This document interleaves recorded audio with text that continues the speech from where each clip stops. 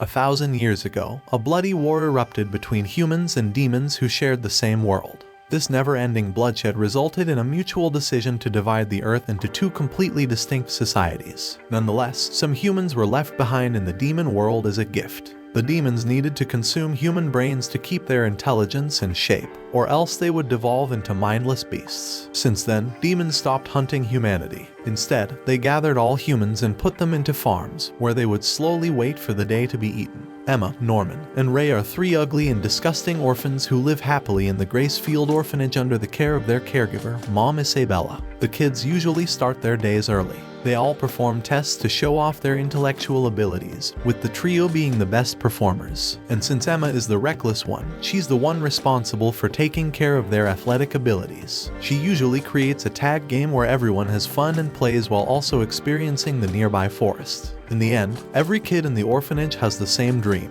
to finally be adopted by a foster family and leave. The most recent one is Connie, who suddenly gets informed that she will be adopted. As she prepares to leave, she reveals to Emma that since her initial dream has been fulfilled, she can now aim for something else. She dreams of becoming a mother, someone like Mom Isabella, someone who can take care of a huge family. However, after departing, Emma and Normal realize that Connie has forgotten her favorite small bunny plush. They know how much Connie treasures it and think that she won't be able to adjust to her new life without her best friend. Ray tells them to run and return the plush, as Connie and Mom Isabella should be near the orphanage. The two start running down the hill and enter the gate, which is forbidden to do. There, they find a huge truck and think that's how Connie will travel to her new home. To avoid being found out, Emma decides to put the plush in the back of the truck. However, when she looks inside, she drops the plush and backs away with a shocked face. Norman decides to check inside and gets shocked. There is Connie's lifeless body inside. Suddenly, they hear some voices and hide under the truck. The two people start talking and the two kids decide to check them out. But what they see isn't two persons, but two huge demons. Emma and Normal fight against their impulse to scream in terror by covering their mouth. They see the demons picking Connie's body up, mentioning that human meat is delicious. The demons drop Connie into a container and mention how the children from this farm are considered high quality and luxury meat by all demons. They immediately realize that Gracefield Orphanage is one of these human farms. Emma gets worried that something happened to Mom Isabella. But suddenly, another demon appears, mentioning that Connie is average quality meat because she's only 6 years old. However, they will soon be able to collect high quality meat. And those high-quality ones are Emma, Ray, and Norman. But what shocks them the most is when the demon tells Mom Isabella to prepare to ship them. Emma and Norman's entire world collapses in an instant, revealing the horrible truth of their life. So, they get a chance to dash out and escape back to the house. Back inside, Emma has a meltdown upon realizing that everyone's adoption date is the date they will be eaten. Norman talks to her about what they will do and proposes to escape. Emma is apprehensive because she does not want to leave the other children to die. Norman tells them to take everyone then.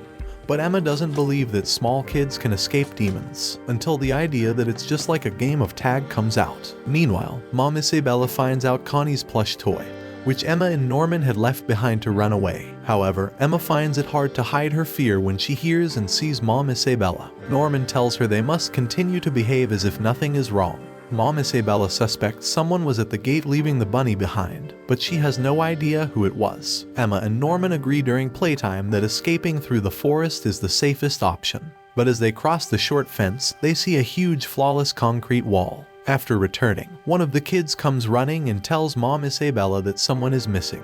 However, Mom Isabella pulls a gadget from her pocket and quickly picks up the child. Norman realizes that's a tracking device, which means that everyone has a transmitter implanted somewhere on their bodies. That also explains why there's no kind of tight security around the area. They realize that Mom Isabella only showed the tracking device to send a message, that it's impossible to escape.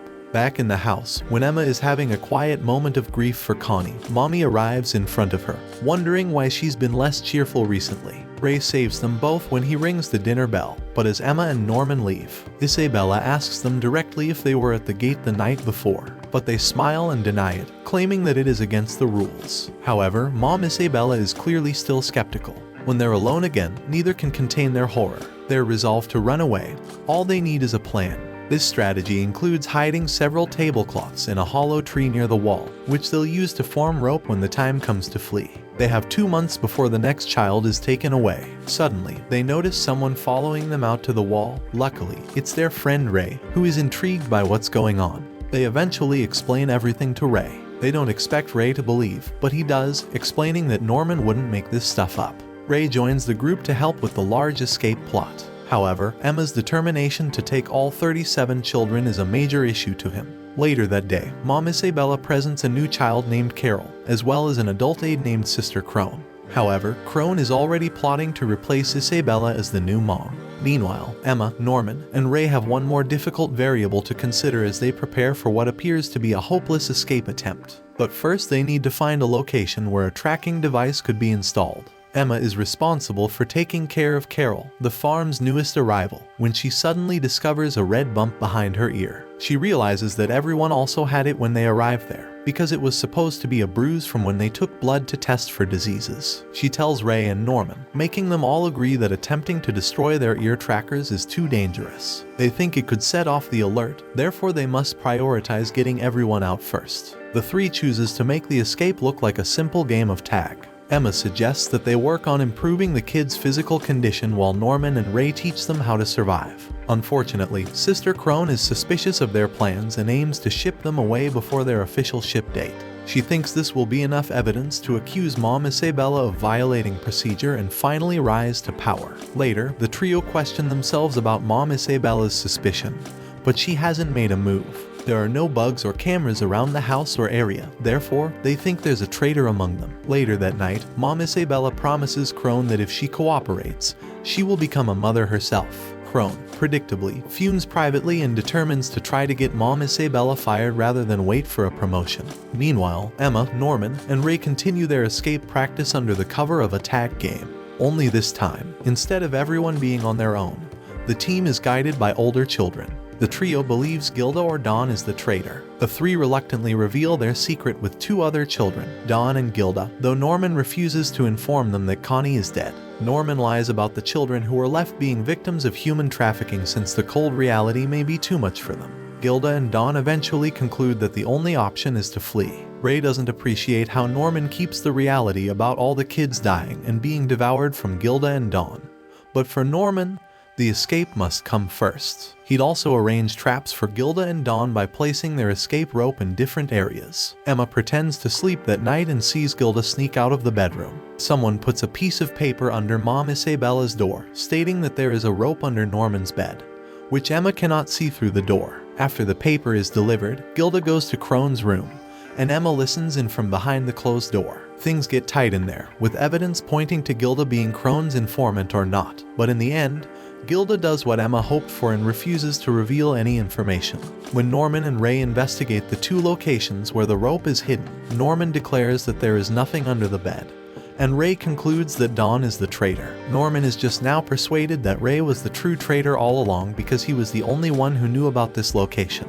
Ray, for his part, does not deny anything but explains that he did it because it had to be done. Norman agrees to forgive Ray in exchange for agreeing to be his spy as well. Ray agrees, but only if Norman dupes Emma into thinking they're bringing everyone with them. The little ones, aside from Gilda and Dawn, will be a burden both before and after the escape, and Ray didn't spend years being Mom Isabella's informant for everyone to be slaughtered in a useless attempt to get everyone out. Later, Ray meets with Mom Isabella, telling her that the others are still playing tag as practice, but that Mom Isabella and Sister Crone are the biggest threats. Ray later confesses to Emma that he is Mom Isabella's informant. Gilda and Dawn are kept out of much of the private conversations with the other three, but Gilda and Emma begin to pay more attention to Mom Isabella, and Emma discovers a secret room where she performs something.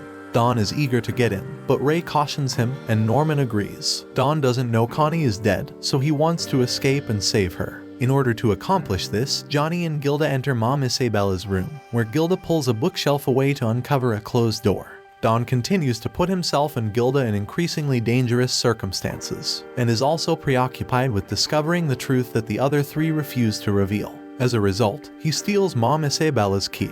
They decide to delve deeper and deeper into Mom Isabella's secret room to find all of the stuffed animals and toys. That not only validates Norman's claim about the grown-ups being terrible but also make them believe something far worse is going on. Norman and Ray chastise Dawn and Gilda, but they realize they haven't heard the entire tale. Norman chooses to tell him the truth, which, as expected, is difficult for him to bear. Dawn and Gilda assist in the theft of certain materials that Ray cites in his report to Mom Isabella describing Norman's plans to murder her. Norman informs Emma that he's having Ray give Mom Isabella false information, so she'll be misdirected or otherwise distracted when they flee. Ray also learns during his report that when the monthly shipment comes in January, he will be the one being transported overseas. His time is running out. With only a week until the agreed-upon day of the escape, the youngsters become a little too casual in their open conspiring, and Sister Crone appears from behind a tree to declare that she knows all about what the five of them are planning. She isn't angry, and she doesn't threaten them. Instead, she proposes they band together against Mom Isabella. That night, Emma and Norman pay a visit to Crone and ask her a series of questions, which she answers, but they also discover she knows more than she lets on. Meanwhile, Mom Isabella gives Ray an instant camera as a gift for his help.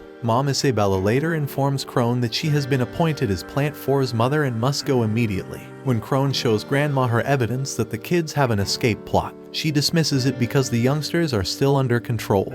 Grandma then commands the demons to murder her. Isabella's revelation of Ray's duplicity abruptly and unexpectedly ends their agreement, locks him in a room and detects Norman and Emma with her tracking gadget. Dawn and Gilda witness Mom Isabella leaving the house at that moment, but no sign of Ray. Dawn rushes into the house, bursts down the door, frees Ray, and the three of them rush to Norman and Emma's location. Mama runs into Norman and Emma and rejects their fake grins, breaking the charade she's been wearing for 11 years. She also appears to make a sincere plea for them to quit resisting and accept their fates. When Emma and Norman refuse Mom Isabella's ultimatum, she snaps Emma's knee like a twig and gently puts a splint before carrying her back to the house. Later, Mom Isabella informs Norman, who is shocked, that his shipment date has been established. They reject Norman's suggestion that they continue with the escape plan once Emma is cured and without him. They tell him to disable his tracker with the device Ray has just finished and hide out until Emma heals, after which they will all flee together. Norman concurs with the plan. The next morning, Norman pulls off his escape. He holds the rope taut as he sprints up the wall, eventually grabbing hold of the top ledge and hoisting himself up. On the other side, a large forest spreads out in all directions. The adults would have a difficult time finding them if they could get everyone into that wilderness. When Mom Isabella learns Norman is missing, she examines his tracking gadget, and her look indicates that it isn't working. To Emma and Ray's surprise, she smiles and closes the device as Norman returns from the forest. Only from atop the wall, peering over the other side, did he uncover the truth. Between the wall and the forest of land, there is a large cliff that they cannot hope to overcome. Norman gives them a ray of hope by pointing out that the complex of farms or plants is shaped like a hexagon, with the HQ on one side and a bridge across the cliff on the other. But he won't be joining them because he is the next child to be abducted. The scene of Norman's farewells is tense. All of the kids are either crying or barely holding it together. But no one is more upset about his approaching departure than Emma, who tries to hand him the tracking device breaker. Norman provides her with the tracker breaker and tells her not to give up before they separate ways. Norman and Mom Isabella proceed to the gate, and she directs him to the waiting room. Emma and the others never see him again. Norman's death has devastated Emma and Ray. Even with Dawn and Gilda's help, the two of them appear to be losing hope. Ray informs them that he is tired and no longer cares. Emma's persistent depression is seen by both the little kids and Mom Isabella. Ray's ship date arrives, and time passes. Emma awakens to find him in the chapel. It is at this point that both of them admit that they have been acting in such a way around Mom Isabella that she believes they have given up. Ray and Emma discussed how burning down the house might be the greatest option for them to flee. He then shows Emma all of the oil cans he had concealed throughout the years before dumping oil all over himself, scaring the crap out of Emma. Ray described how he had been anticipating the day when he would end his life so that Mom Isabella could rescue him while Emma and the other orphans could flee. Ray, now 12, starts a fire when the clock strikes midnight. Emma sprints towards Ray. A scream is heard shortly after. Mom Isabella follows the commotion until she notices Emma lying on the ground, desperately shouting out Ray's name. Mom Isabella scans her radar and spots Ray inside the raging fire. She tries to put out the fire in the hopes of relocating Ray's brain. When Mom Isabella is going to tell Emma to leave, she turns around to see that she has already vanished. Mom Isabella then uses radar to seek for Emma again, only to pick up the signal from Emma's transmitter from her injured ear in the bathroom. Emma then goes into the wilderness with the other orphans. Dawn explains to Ray how Gilda and Emma recruited the elder orphans for the escape plan. Ray recalls Emma slapping him and preventing him from burning himself. Toma and Lanyon describe how they entered the cafeteria and wrapped meat, Anna's chopped hair, and Ray's garments as a decoy. Emma tells Ray that Norman told her about Ray's plot to burn himself and had arranged a counter plan for her. That suggests they were already planning an escape. Mom Isabella begins to chuckle as she stands outside the house, watching it as it burns to the ground, and confidently proclaims that she will return all of the children. Phil appears behind Mom Isabella, pushing her dress before she can make a move. She is taken aback when she realizes the child's presence. Emma notifies Ray of a change in her intentions as the kids begin their ascent up the wall. Rather than rescuing everyone tonight, she's leaving the little ones behind and promising to return for them before their various shipment dates arrive. That's why, as the home burns down, little Phil is inside with Mom Isabella. Emma recalls leaving Phil in charge of informing the other kids and preparing for her return. They do not cross the cliff by the obvious bridge. Dawn instead heaves a stone across a narrower section of the cliff, and the rope successfully wraps around a tree.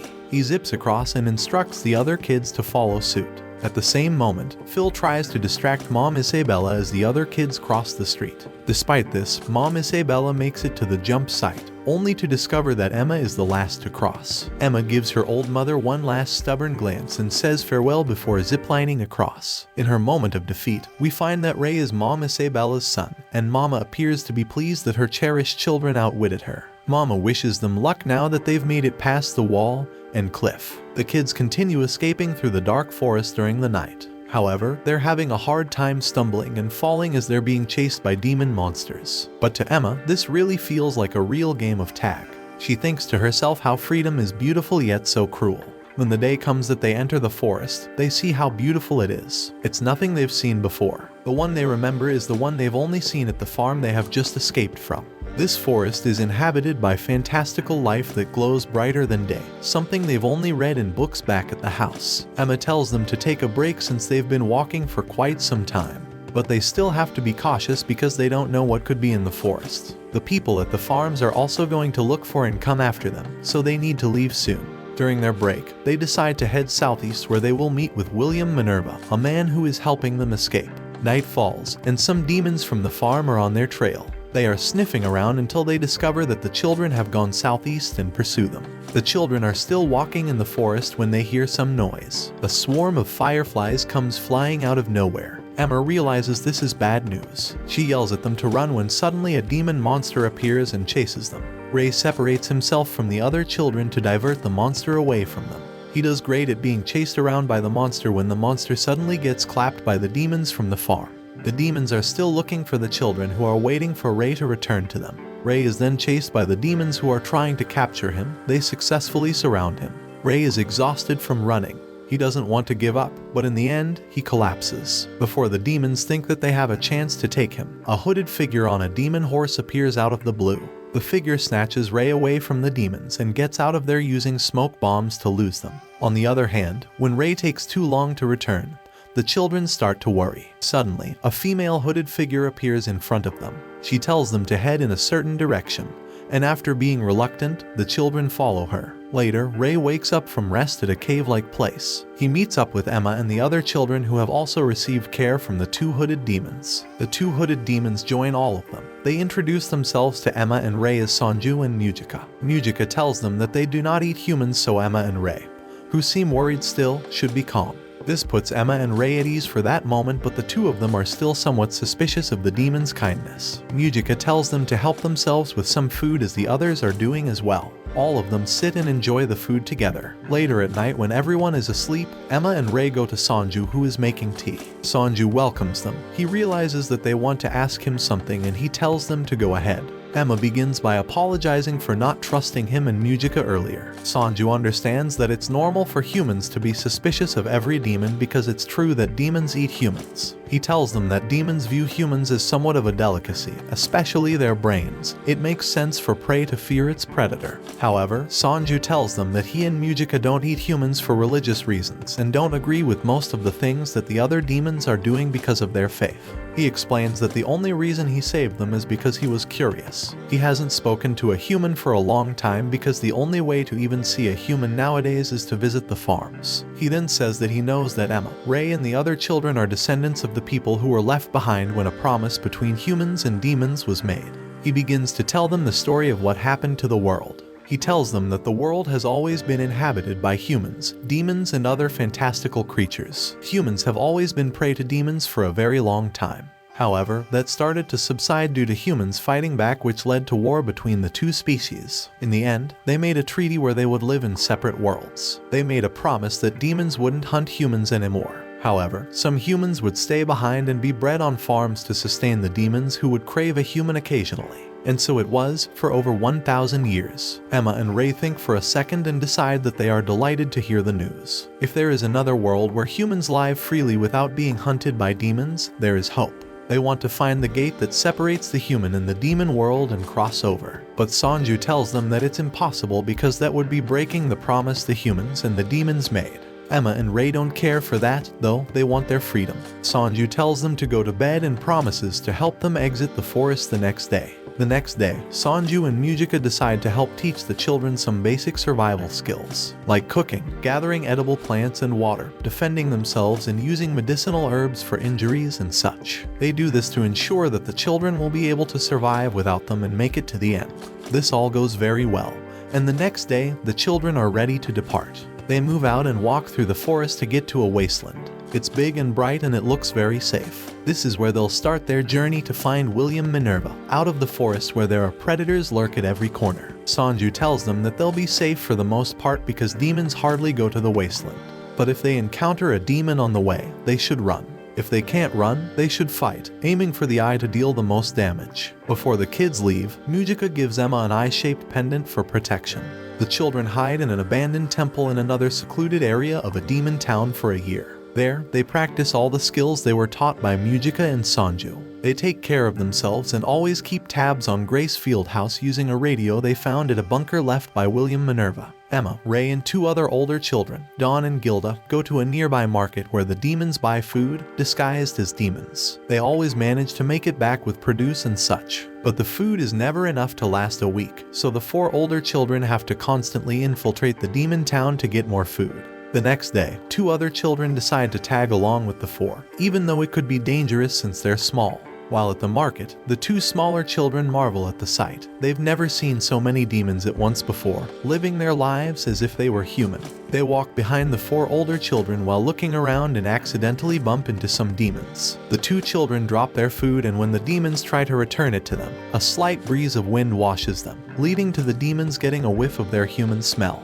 The demons begin to wonder where this delicious smell is coming from, and the children panic. This leads the demons to conclude that the smell is coming from the two children. The children start running away immediately, and the two demons chase them. The four older children join the two younger ones and run away with them. It seems that the two demons are the only ones who have noticed that the 6 children are human and run after them quietly. After some time, the children manage to lose the demons around the corner. Emma and Ray send Dawn, Gilda, and the others home while they stay behind to deal with the issue. They do their best to dribble the two demons using the town's structure to their advantage until they lose them. But in the end, Emma and Ray get cornered by another group of demons just as they think the trouble is over. The two try to run away, but they reach a dead end with another demon waiting for them there. When the two demons from before come back to find Emma and Ray, they get taken out immediately by the new demons. This makes the two children extremely anxious about what is about to happen to them. That's when one of the demons calls out to Emma by name and takes off its mask. This reveals that it's not a demon but Norman, one of the children who was shipped out from Grace Fieldhouse. He's alive and well, disguised as a demon, prompting Emma and Ray to reveal their faces too.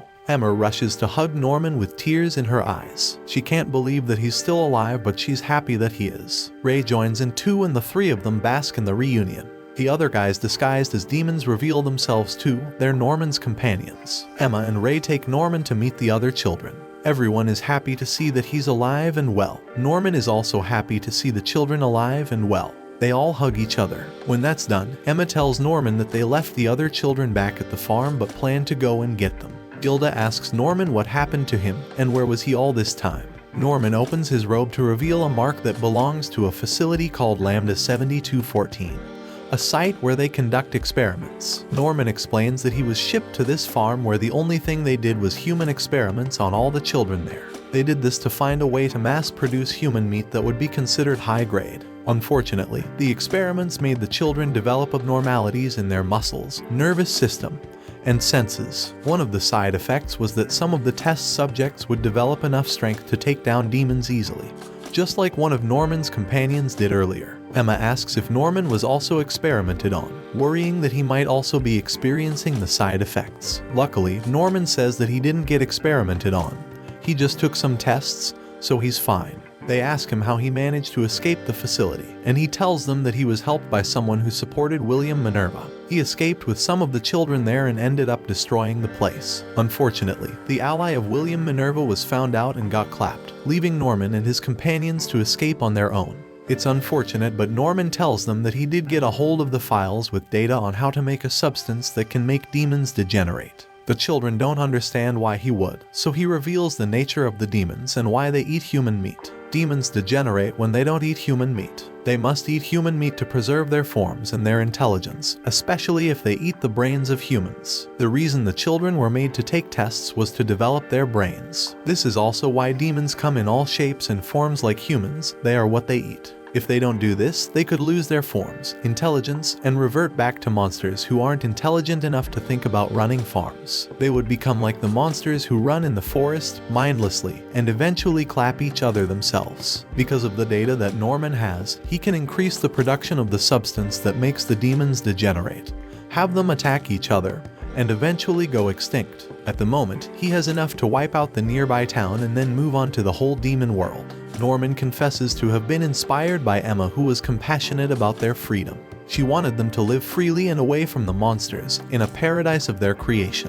Norman wants to create that paradise for all of the children by doing away with all the demons. When the other children hear this plan, they become happy and rejoice that they won't have to die at the hands of the demons. They are happy that they won't have to worry about surviving, and that they will live together with the children left at the farms. However, Emma doesn't seem to like the idea. Her smile drops, and she tenses up as she listens to Norman and the others enjoy their glimpse of hope. Yet, Emma pretends to be happy in front of the other children to put them at ease. Norman leaves and gives Emma his address if she ever needs to find him. Late at night, Emma contemplates Norman's idea. She looks at the pendant that Musica gave to her when they parted ways. Ray comes to her to find out what is bothering her. He can tell that Emma is not on board with Norman's plan and asks why. Emma reluctantly confesses that she finds the demon nature and society to be just as sophisticated. She also realizes that things won't go well even if Norman doesn't do anything.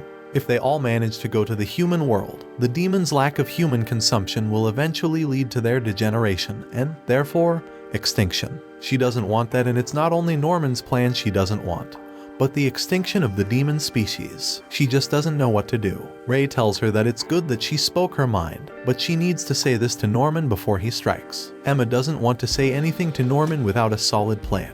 All she knows is that she doesn't want her newfound friends, Sanju and Musica, to be caught in it. Ray suggests that she talks to Norman. Still, maybe he'd have a different plan. And maybe he would spare Sanju and Musica, who have no problem going without human meat. Since they don't degenerate, maybe there's a chance they are immune. Something could be done with that to help humans and demons coexist. Ray encourages Emma to try her ideas as best as she can. It would be good for her to do what she wants so that she doesn't have any regrets. Emma ends up agreeing to pitch this to Norman. The next day, she and Ray make it to Norman's hideout. They meet with Norman's companions, who consider him their boss for dedicating so much of his time to see through their plan. They consider themselves his subordinates because he helped break them out of Lambda. One of them is Sislo, the chill one, Vincent, the one helping develop the drug, and Barbara, the one with demon meat in her hand. They tell Emma and Ray that Norman is in a meeting and ask them to wait a while for him. In the meantime, the two children find out that Norman has been the leader of this group and how he has been making his plan to eliminate all the demons. His subordinates are also excited to experience this extinction with their boss. Barbara even passionately expresses how good it feels to clap a demon and eat it too. Emma is shocked by the amount of passion she's showing for taking a demon's life, causing Sislo to tell Barbara to back off. She leaves and Norman arrives shortly to tell his subordinates about the final phase of their plan. He takes them outside, leaving Emma and Ray inside. Emma doesn't understand why revenge is part of the plan.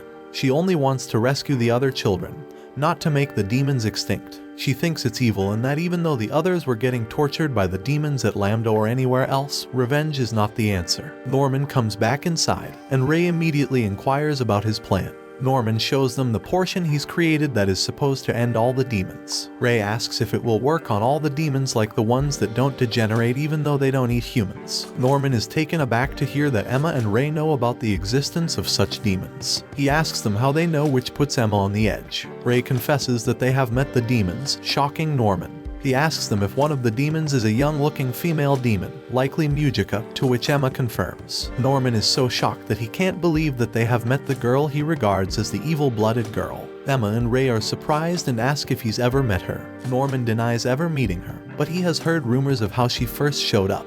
After the humans and demons made the promise to stay away from each other, but before the human farms were established, Mujika suddenly appeared. She was known to not consume human meat because she possessed the evil blood that made her retain her form and intelligence. She offered her blood to the other demons in a starving village. The blood cured the other demons of hunger or ever needing to eat human meat again. The demons that she saved other demons the same way too. This happened for some time and spread around like some kind of infection. However, when the demon royals found out about it, they rallied up the infected demons and disposed of them by eating them to keep the evil blood out of the population pool. Mujika was rumored to have died along with the others, but as it is, she didn't die after all. Ray realizes that Mujika and Sanju travel around the world through the forest to avoid being caught by the royals. Emma doesn't understand why the royals would clap the infected demons. Their world hunger was starting to be solved. Why would they put a stop to that? Ray explains to her that it's because the royals are the ones controlling the farms, which gives them control over the population. If they control everything, they have power over everyone. Mujika curing the demons would diminish the demand they have created and, therefore, the power they have. Human or demon, some people aren't as nice as Emma is. Norman then tells Emma that they should find Mujika and Sanju and eliminate them. Emma doesn't agree with this because Sanju and Mujika didn't do anything. They also don't eat humans, so clapping them doesn't make sense. However, Norman tells her that they are still demons and won't just stand back and watch as their kind goes extinct. Emma suggests that they shouldn't clap any demons then, and that the demons could still just get cured by the evil blood. Norman doesn't take that. Emma says that they can just go to the human world, which would still lead to extinction over time. But it won't be directly done by them. Norman doesn't care for that suggestion either. He believes that the demons deserve to be eradicated because their nature won't change just because they stop eating their favorite thing. It's also unfair to ask someone to stop eating their favorite food. The better option is to just end their entire species. So says Norman. Emma remains hopeful. She shows Norman the coordinates to the gate that she has. She tells him that it's possible, but Norman shows her the same coordinates that he also has and tells her that there's nothing there. The many gates that were there have been destroyed and the only one that's left is back at Gracefield House where they escaped from. Emma's hope doesn't wane, though she thinks they can just go back there and try to access the gate. But, again, Norman knocks down her hope with the harsh truth. They have no allies in the human world, especially since William Minerva has died. He was clapped by his own people, humans who would rather turn a profit than be moral. And accessing the gate would be close to impossible because it's underground and heavily guarded by the very same people who want profit, both humans and demons. The only option left is for the children to make the demon world their own. Emma understands everything Norman is telling her, but she can't be deterred. She doesn't want to clap her friends or an entire species that's as sophisticated as her own. She would rather they come up with a different solution that benefits both humans and demons, but Norman doesn't care for that. He responds that he will do whatever it takes to save the people he wants to save. He doesn't need any other input. He prepares to leave to set his plans to action, but Emma takes his hand to stop him from walking away. She begs him to reconsider, but he can't see things from her perspective. She digresses and comes up with a deal. She suggests that she go to find Sanju and Mujika and bring them to Norman since he wants to find them. In return, Norman will spare the demons. She asks him to hold off on his plan until she finds the two demons, which might take 5 days. Ray decides to tag along with Emma since he supports her more than he supports Norman. Norman agrees to the idea and tells them to be careful. Emma and Ray take Gilda and Dawn to help them in their search for Mujika and Sanju. The search begins and the 4 children travel all around the forest, looking for footprints left by either Mujika or Sanju. But it's either the footprints are too big or too small to be Sanju's or Mujika's. They continue their search and soon start to worry a bit because they might fail. They wonder if they can really find 2 demons who are on the run.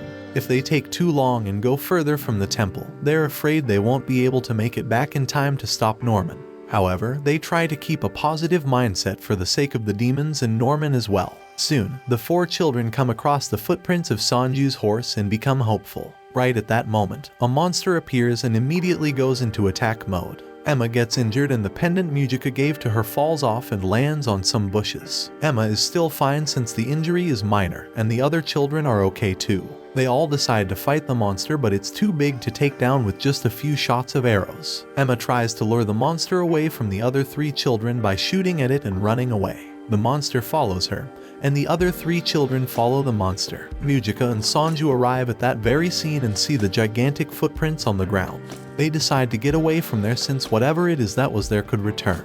As they turn around, Mujika spots the pendant that she gave to Emma and instantly realizes that Emma is in trouble. Emma keeps running from the monster but gets exhausted quickly. Luckily, Ray finds a chance to intercept the monster and shoot it with an arrow in the eye, causing it to slow down. Emma stops and quickly takes a break from the running. But out of nowhere, the monster gets up and launches itself at her, intending to devour her. Just as it seems like it's too late, the monster's head goes flying after getting severed from its body by Sanju's blade. Mujika rushes to check on Emma and the children become relieved to see the 2 demons. They try to quickly explain why they're back in the forest and tell the demons that they need their help to prevent something bad from happening. Mujika doesn't hesitate and agrees to help with whatever they need. But at that moment, they hear explosions. Emma realizes that Norman has gone ahead with the plan before her return as he promised. The demon town is quickly engulfed by flames as explosions go off at every corner. The air around there rapidly gets contaminated by a gas that immediately changes the demons' forms. The demons are confused and scared for their own lives and their families. When the affected demons transform, they immediately start to devour their loved ones, which is very scary to the unaffected demons. None of them understand what is happening or why it's happening.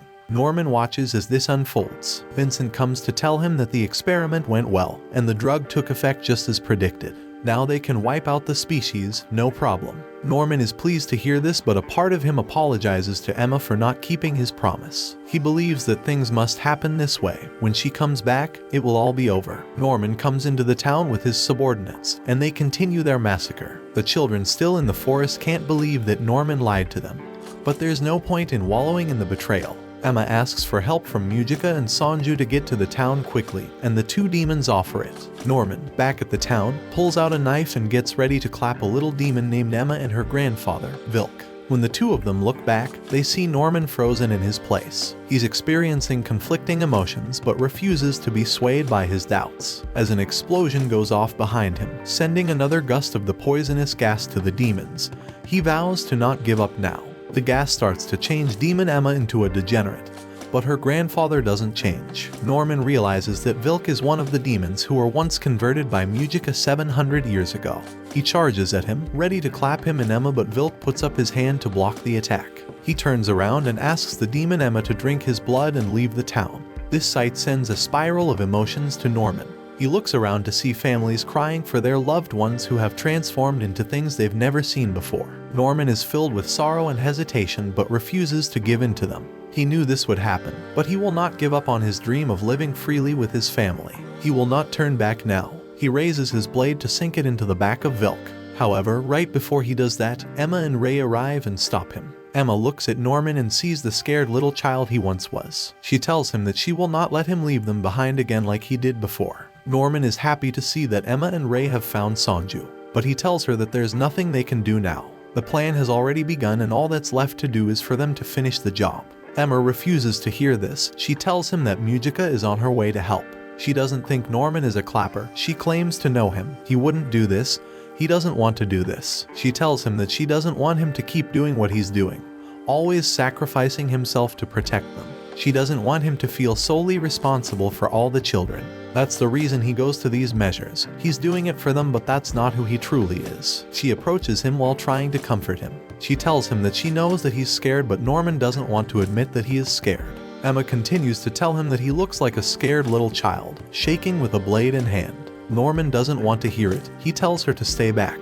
He doesn't want her to get any closer, telling her that she won't be able to stop any of it. But Emma doesn't listen. She continues to approach until she reaches Norman. She takes his hand and tells him that she refuses to let him leave them behind because he wants to protect them. She knows that he really does want to protect them because he's smarter, stronger, and kind. But she also knows that he can be arrogant and a coward too. She wants him to have faith in her and the other children. They can take care of themselves if he gives them the chance. She wants him to share his pain, suffering, and fears with them and not be scared on his own. She feels like he's pushing them away, doing things he doesn't believe in for their sake, and that's not fair. Norman tries to deny this, but Ray also intervenes and shares that he agrees with Emma. He yells at Norman for thinking that they would be okay with what he's doing when they know that he's being crushed by the burden alone. He tells him that he should know them better than that because more than family, they are friends after all.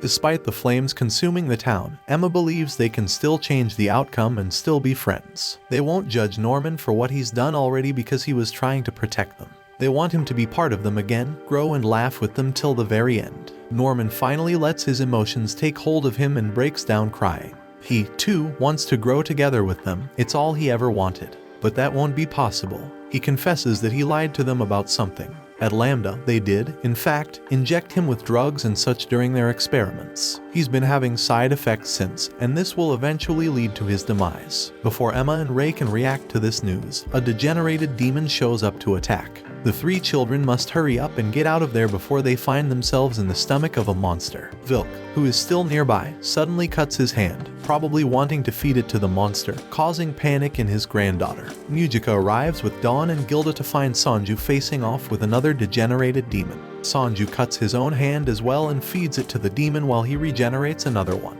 The effect of the evil blood starts to do its work on the demon, and it collapses to the floor while regaining its form and intelligence. The demon's wife comes up to them and thanks them for saving her husband. Mujika gives the wife a cup full of evil blood and asks her to drink it with her child to never degenerate again. The wife does as told and thanks them once again before leaving. Vilk asks about Mujika, who Emma mentioned earlier. He sounds a little delighted to know that she's still alive. After a while, Norman decided to let his team know that the plan had changed. It takes some convincing, but they all end up deciding that they care more about Norman than revenge and stop the attacks. Mujika arrives to let them know that most of the townspeople have been saved by the evil blood and everything will be back to normal soon.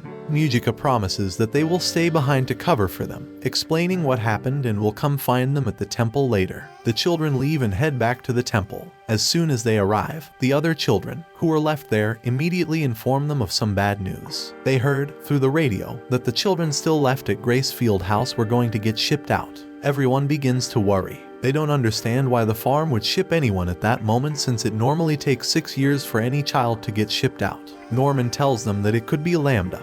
He even blames himself for not destroying everything at the facility. He explains to the others that the drug that Lambda was creating would help children's brains grow faster, which would be cheaper than the traditional way of raising them.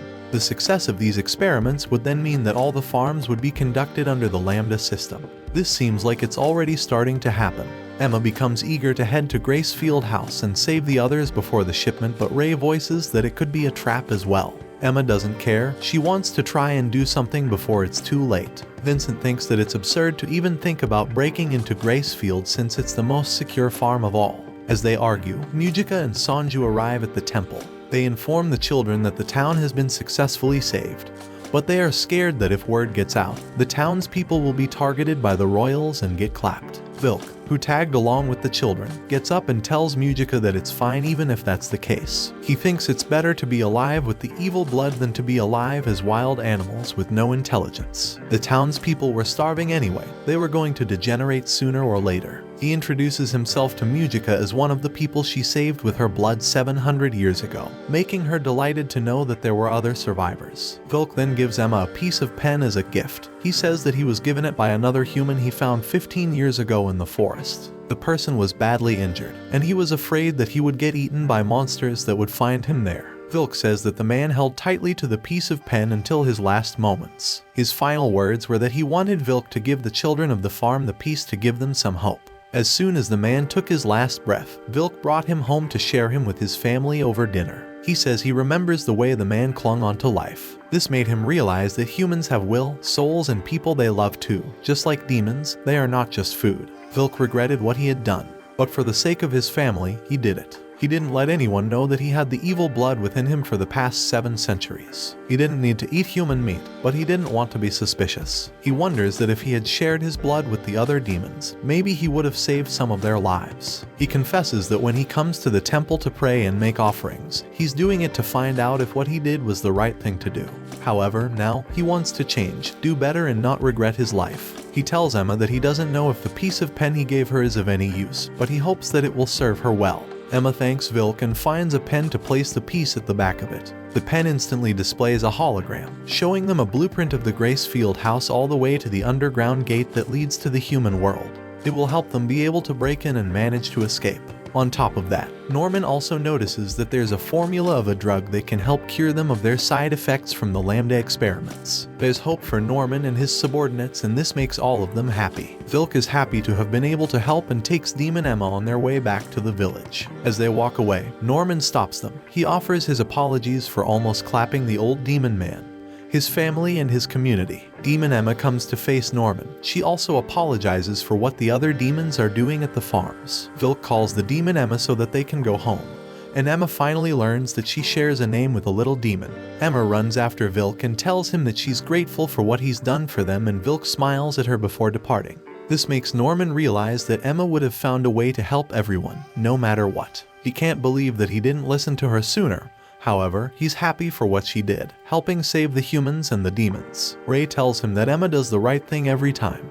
That's the kind of person she is. They all decide that they will go back to Gracefield House, save the children, and escape into the human world. Back at Gracefield House, the children left there are playing, unaware and unsuspecting of what might be going on inside. At that moment, one of the sisters comes to call them inside. She shows them their packed bags and tells them that they will be leaving soon.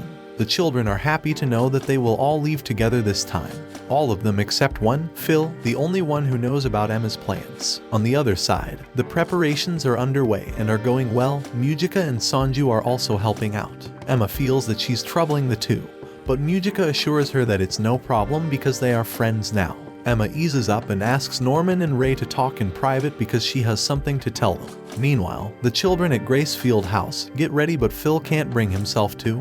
He's scared. Two of the children ask him why he hasn't gotten ready yet. Phil tries to tell them something with a shaky voice. However, one of the sisters arrives, and she tells him to get ready right then, stopping whatever he was planning to reveal. By night, the children at the temple are done with preparations. They fire up some hot air balloons and depart to Gracefield. At the same time, the children at Gracefield are ready to move out too. One of the sisters leads them out of the house to the gate. All of them are joyous, chatting among themselves with smiles on their faces. Phil is the only one with a glum face, shaken by the sudden change of plans. This scene is overseen by some demons who work with the humans, one of which is Peter Rattray, who runs the farms. They see as the children at Gracefield House leave and as the hot air balloons arrive with the escaped children. Peter Rattray and the demons in charge take pleasure in seeing Emma and her gang arrive a little too late. There won't be anyone to save. The lead demon orders the guard demons to block all the entrances to capture the children who are just arriving. They can even clap them if they resist capture. The guards waiting for the arrival of the escaped children, Phil and the other children being shipped out, make it to the gate. When it closes behind them, Phil becomes increasingly anxious. He's scared that Emma won't find him and the others there when she comes back. As the balloons approach closer, the guards are ordered to shoot them down, which they do. When the guards go to check them to capture the children, they are shocked to see that the children are not there. Suddenly, the balloons ignite and explode. This alarms everyone. Phil and the others become scared at the sudden explosions. Just when the guards realize that the balloons are decoys, suddenly, Sanju and Norman's subordinates jump out from other balloons and kill them. The lead demon orders for more guards to be sent to the scene. He wants the children captured no matter what. 3 other balloons land inside the yard next to an old house that burned down. All the children get out to begin their plan. They head to a well that didn't burn down with the house and make their way through the underground tunnels. They make it to the underground facility where the guards quickly spot them. Luckily for them, the guards are lax and get taken out. The children begin to hack into the facility's systems. Phil and the other children, along with the sisters, are still waiting inside the gate, waiting for further communication. When they hear the commotion outside, they begin to worry and some of them check on what the situation is. Phil's name is called out in a hushed tone by Jemima, one of the children who left with Emma's group. She was sent with some other children to blend in and find Phil. Phil is happy and relieved to see her and the others as well. He realizes that Emma is back. Jemima hands Phil a note from Emma, telling him that he is now in charge of another phase of their plan and that she believes in him. Phil gets himself together and accepts the responsibility. Emma and the others split into small teams and manage to gain access to the farm's system. She shows herself on camera for Peter Rattray and the demons to see her. When they realize that the children manage to infiltrate the premises, Emma shoots the camera, causing the whole system to shut down. This infuriates Peter so much. How could he be fooled by mere children and defects? He doesn't understand how they managed to infiltrate them. However, he remembers that William Minerva is still helping the children even after his death. Emma and her team make their way through the facility, and they destroy all the cameras on their way. Norman trails them and helps by opening and locking doors for them. Phil also does his bit with what he's been entrusted, having the other children join in too. With the help of Vincent hacking into the system, Emma connects to the speaker and speaks. The children are already riled up from hearing Emma's voice and are waiting for a signal that she will give them to act. The lights turn off, which is the signal that causes the gate to open. Emma tells the children that they are playing a game of tag. She shouts for them to run, and the children do as told. They run out of the gateway and into the path to the underground elevator. The sisters try to run after them, but the hackers quickly lock the gates, locking them inside the gateway. Norman tells everyone to head to the elevator room and everyone does so. Emma's team is the first to arrive there and see Phil beckons the other children to come into the elevator room. Emma gets emotional seeing Phil after a long time. Phil jumps into Emma's arms with tears in his eyes. He missed her so much. The two embrace as the other children come in too and watch them with smiles on their faces. The room slowly gets filled with children they haven't seen in a long time, and it becomes a reunion of some sort. Norman's team comes in, Ray's team comes in, and all the others arrive as well. When it seems that everyone has arrived there, Emma pulls the lever to get the elevator starting and going to the gate. But it doesn't work. Instead, all the doors into the room close. All the sisters appear and surround the children with guns in their hands. The mother, Isabella, also comes out with a gun in hand, calling to her precious children for coming back to her. The children are panicked again. They have no idea what could happen now. Peter Rattray comes out too, thanking Isabella for her help and announcing that the system is back up. He tells the children that playtime is over. He sees Norman and the others from Lambda still referring to them as defects. This remark angers Barbara, who tries to act but gets shot at by one of the sisters. Luckily, it's a warning shot that scares the children even more and keeps Barbara quiet. Peter tells them that their best bet would be to not get shot because they may be smart, but they are not bulletproof. Isabella tells them to drop their weapons and stand back, and Peter tells them to do as told. All of the children drop their weapons and stand back like good little kids. Peter goes on to say as he comes down the stairs that the children's plan was good. But even so, the farms aren't just going to let them escape. He tells them that it was a pointless plan nonetheless. They are wasting their time, and this angers him. Emma faces him and tells him that all they want is to be free. They don't want to see their family die one by one.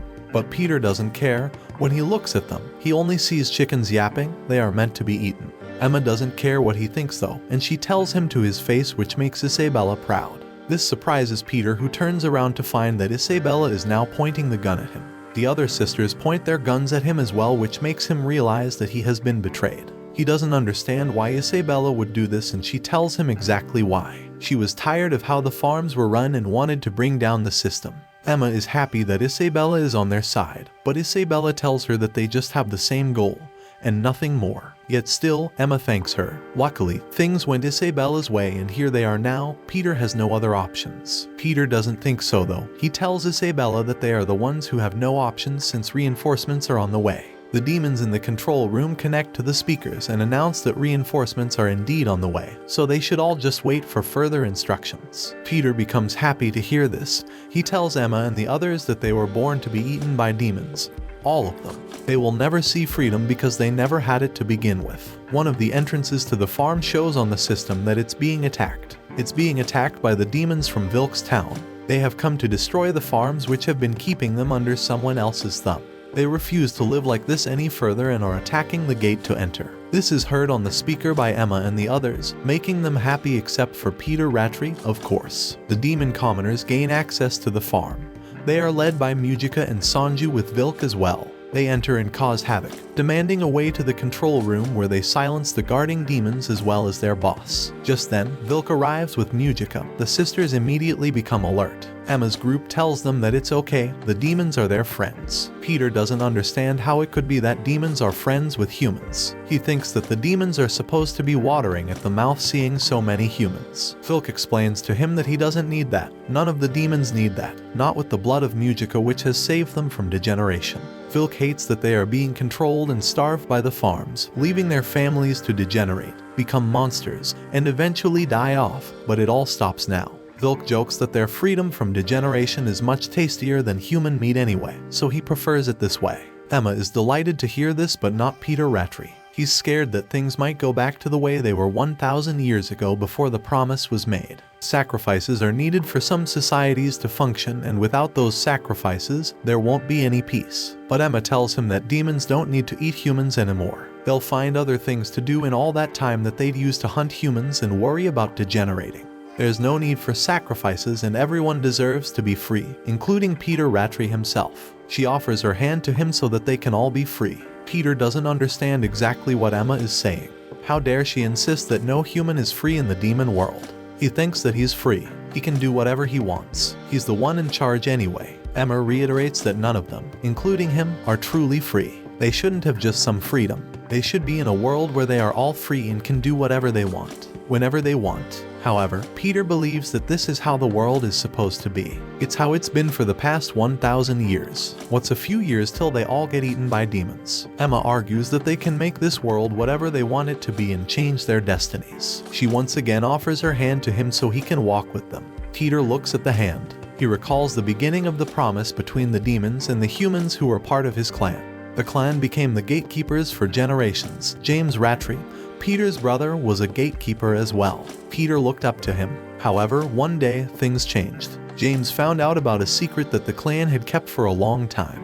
Their clan had betrayed their comrades to make the promise to the demons. He found documents detailing the confession that was buried centuries before. The Rattray clan didn't suddenly trap the rogues who were against peace and wanted to continue the war, as they had everyone believe. The children who were farmed were descendants of their allies, people who didn't see it coming. James felt guilty. He was torn because he didn't know what to do. He wanted to keep the promise, but he didn't want to continue farming descendants of the people who also sought peace and assisted his forefathers. But when Peter read the document, he was delighted. He thought what his ancestors had done was a noble act. It was for the greater good. However, that confession had forever changed James. He no longer wanted to associate with the clan. He changed his name to William Minerva and came up with different ways to save the children. Peter was furious with him. He thought his brother was ruining all that they had worked hard to build. He thought that the children were a necessary sacrifice and wanted to stop James. He put his plan into action and ordered people to kill his brother. He went to see him after the deed was done and felt extremely sad that he had to take this route. Peter learned that his brother's final words were an apology, and those words broke his heart. He cried while he hugged his brother's corpse. What Peter had done wasn't in malice. It was a necessary sacrifice that needed to be made to continue the promise that protected humankind.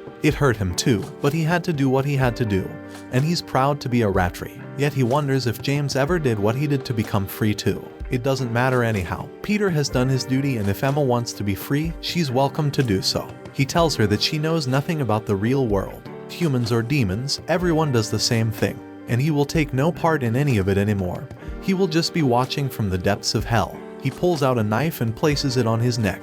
Before anyone can do anything, Peter's throat goes missing and he falls to the ground. Emma rushes to him and tries to stop the blood. Peter, in his final moments, just looks at them, still calling them fools at the back of his mind. He chooses to die as a Rattray and closes his eyes. Norman comes up to Emma to signal to her that Peter is no more. Despite the tragedy, Emma still has hope that she and the others can and will change the world. Outside, the demon commoners continue their chaos. They destroy the farm and kill the affiliated demons as well, all while led by Sanju. The demons that are still working in the other farms get word that Gracefield has fallen and quickly go to relay the message to the royals. Back at the underground elevator in Gracefield, Isabella says farewell to the children. She tells them that their common goal has been reached and the children should hurry and leave for the human world. She and the other sisters plan to stay behind. They will be punished for their mistakes and die when it's all done. But Ray is over her nobility. He thinks that staying and atoning for their mistakes to the demons is just foolish because it doesn't change anything.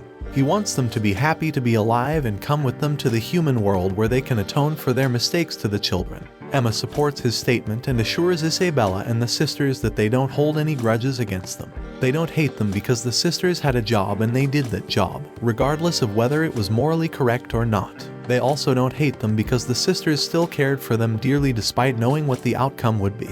Isabella is touched by the children's words. They continue to tell her that they love her as she's the only mother they have ever known. They want to continue to be a family with her in the human world. Some of the children run up to her and hug her because they still care for her. Isabella cries and hugs them back. She thanks them and tells them that she also loves them. Emma walks to Vilk and they say their farewells and good luck. She walks over to the elevator lever and pulls it once again. This time, the elevator comes to life and starts descending. It comes to a stop in front of a massive door that opens, revealing a much bigger gate. They walk to the gate and find that the pens they have in their possession are also the keys to unlocking the gate. Norman puts the pen into the keyhole and the gate opens, revealing a bright area filled with fog. Everyone walks into the fog, ready to reach a better civilization. Phil walks forward as well while holding Emma's hand. But Emma doesn't walk with him, causing him and the other children to be concerned. Emma, Ray, Norman and his subordinates stand behind the threshold. They tell the other children that they can't go with them just yet. The children don't understand. Freedom is staring at them right in the face, but why they would rather stay behind with their predators. Emma recalls the time when she wanted to talk to Norman and Ray in private. She wanted to tell them that she wanted to stay in the demon world and change things. After she learned about the promise, she realized that they couldn't just leave the other children behind. Their leave would also be a breach of the promise between the humans and demons, which could start another war. She wants to make a new promise to the demons and free everyone who is still on the farms. Norman told her that he wanted to help too, so he chose to stay behind. Ray supports Emma with whatever she does, so that goes without saying. Nujika was delighted to hear this. She wanted to help too because she believed that she was born with the evil blood to make the demon world a better place. Sanju and Norman's subordinates, except for Vincent, join in too to help defend the children. In the present, the children don't want to accept that their Emma won't be with them when they first taste freedom. They would rather stay behind as well, but Emma can't accept that. She needs them to be on the human side to prepare for when the other children they'll rescue arrive. The children understand and wish her the best of luck so that she can travel safely and come back to them soon. Emma asks Isabella to take care of the children in the human world and she gladly accepts. Phil promises to do his part in the human world too as he says farewell to Emma. As the gate closes, he runs back to tightly hug Emma with tears in his eyes. He's sad that she'll be away from him again, but he wishes she could hurry and come back safely. Emma tears down while promising that she'll be safe. Phil runs out of the gate again and waves goodbye to the group. The children make it to the human world and are welcomed by the humans warmly. As time goes on, they assimilate very well and live their lives in a normal way. Isabella takes care of them and entertains them. She takes them to school and celebrates their birthdays. Vincent goes to study in the medical field and the sisters get to experience all of the good life, including love. Emma and her group, on the other hand, embark on their journey as well. They go where they need to go. They find the other farms and rescue the children. They also visit other demon towns and pitch their ideas to them, managing to win their trust with the help of Sanju and Nujika. Nujika becomes important among the demons, granting her enough power to even lead them. This helps Emma make an impact and change the demon world. The connection between demons and humans becomes stronger through friendship rather than a mere farming promise. After years have passed, the children have since grown up. They come to meet Emma and the others who have finally arrived from the demon world. Phil sees Emma, who waves at him, and he runs to her arms. The two embrace each other. It has been long overdue, but they are all finally home. Watch this next video. See you on the next one.